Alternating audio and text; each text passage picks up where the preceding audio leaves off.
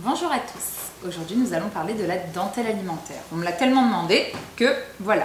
Donc, sur le marché vous avez plusieurs pâtes à dentelle.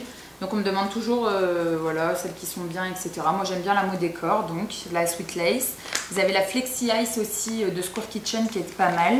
Vous avez la Sugar Veil. Maintenant il y en a beaucoup. Il y a de la Silicomart. Vous avez aussi plein de tapis.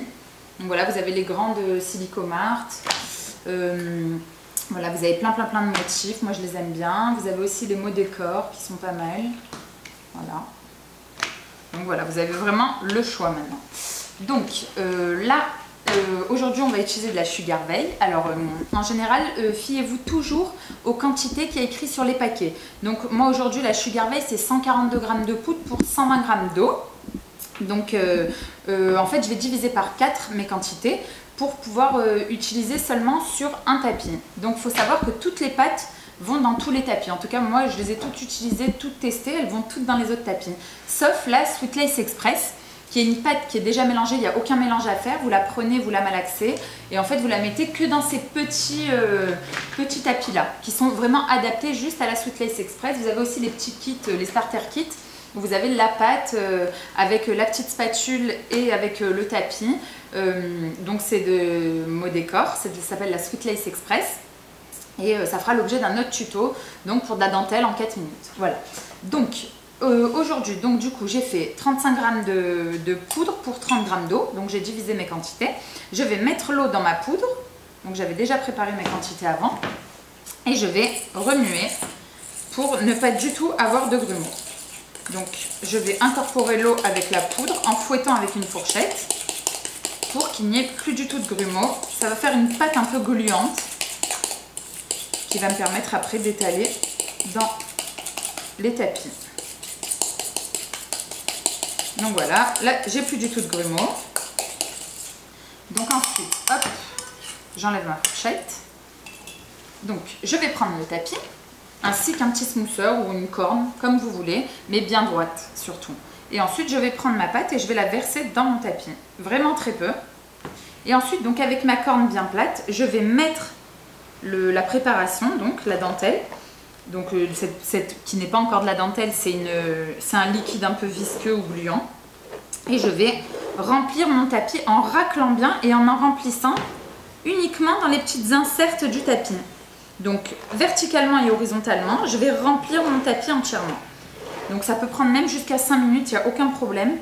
Pourquoi? Parce qu'en fait, il faut vraiment remplir tous les petits trous. Ça, c'est très important. Donc je remplis bien tous mes petits trous. Et en fait, en mettant horizontalement, ça rentre dans le tapis. En mettant verticalement et en appuyant bien en fait dessus, ça va remplir tous mes petits trous, toutes les petites inserts, puisqu'il faut dire que les tapis, ils sont vraiment pleins de petits détails, etc. D'où la finesse de la dentelle, etc. Donc, je mets bien horizontalement et verticalement la pâte, la préparation. J'enlève le cul de poule devant. Et j'en mets, hop, horizontalement et verticalement jusqu'au bout. Je remplis bien. Surtout, il faut que la pâte, elle soit uniquement dans les petites inserts du tapis. Jamais en surbrillance par-dessus. Pourquoi? Parce qu'autrement, après, ça ne vous fait plus la dentelle avec les petits trous, mais ça va vous faire une bande entière, en fait. Pas avec des trous comme de la dentelle.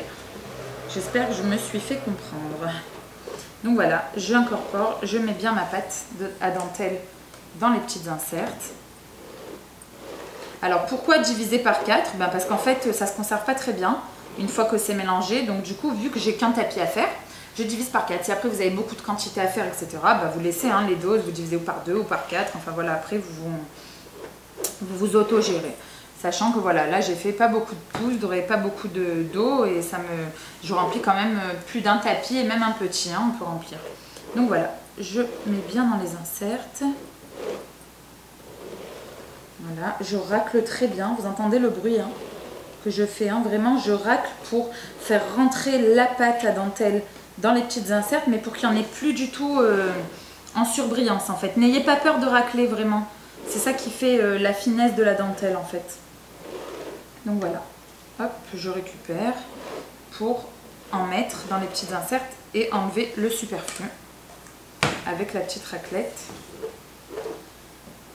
Voilà. Une fois que j'en ai bien mis. Donc comme je vous dis, ça peut vous prendre 5 à 10 minutes, c'est pas grave. Concentrez-vous surtout sur remplir tous les petits trous, etc. Une fois que c'est bien à l'intérieur, en fait, vous avez 2 méthodes de séchage. Donc moi j'aime bien le faire la nuit. Le lendemain je viens et je démoule le tapis.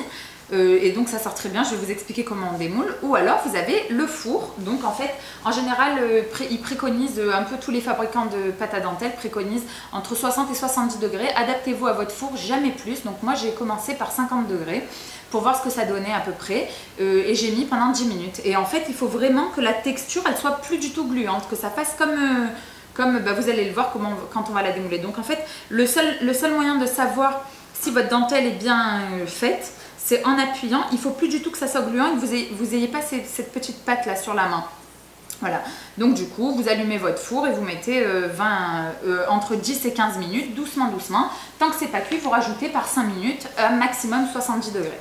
Voilà, donc du coup, je vous ai préparé le petit tapis dentelle et je vais vous expliquer comment on le démoule. Donc en fait, moi j'aime bien retourner mon tapis dentelle et en fait, je vais sortir le bord donc de mon tapis, de ma dentelle, et je vais utiliser une petite spatule qui va me permettre de ne pas toucher la dentelle et de la démouler doucement doucement, voilà, en attrapant mon tapis et en le reculant.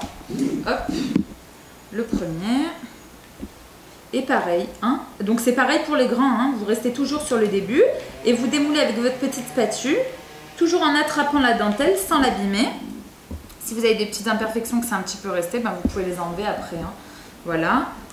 Et je continue comme ça. Donc, comme je vous ai expliqué, on sort la dentelle du tapis et avec la petite spatule, hop. Surtout si ça colle, vous essayez jamais de la sortir. Si ça colle, ça veut dire qu'elle n'a pas bien pris et qu'elle n'est pas assez dure pour pouvoir la sortir. Donc voilà, là je vais finir le tapis pour continuer à vous montrer comment. Donc du coup j'ai sorti un petit peu ma dentelle du tapis avec ma petite spatule. Hop, je touche pas trop la dentelle, c'est le mieux pour ne pas qu'elle s'abîme. Voilà. Donc voilà, on a sorti, donc après vous pouvez en faire hein, beaucoup. Voilà, là vous avez plusieurs tapis, etc. Donc ensuite je vais vous expliquer comment on colle le tapis, la dentelle pardon, sur un gâteau. Voilà, donc en fait vous avez la colle alimentaire qui est faite de Tilo et d'eau. Voilà, comme je vous avais expliqué, c'est 2 petites pincées dans de l'eau de Tilo ou de CMC ou de Tilos. Et ensuite vous prenez votre petite dentelle, vous mettez vraiment à peine de colle, vraiment un tout petit peu de colle, le moins possible sur votre petite dentelle, et après vous les placez vraiment où vous voulez, sur les bords, si c'est les bandes, sur le dessus. Voilà. Merci, à bientôt et retrouvez-nous sur cakedelice.com. Au revoir.